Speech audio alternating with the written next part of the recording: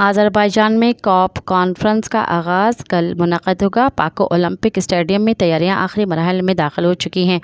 Corp conference में शिरकत के लिए मीडिया नुमाइंदगान समेत ऑब्जर्वर्स और वॉलंटियर्स की रजिस्ट्रेशन का अमल जारी हो चुका है। 197 मुल्कों के रहनुमा और मंदुबीन कॉन्फ्रेंस में शिरकत करेंगे। वज़ीर आज़म 12 और 13 नवंबर को पाको का दौरा करेंगे।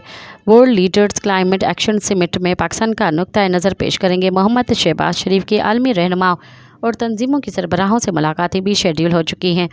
आज़रबाईजान में कॉप कॉन्फ्रेंस का बाकायदा आगाज़ कल से होगा।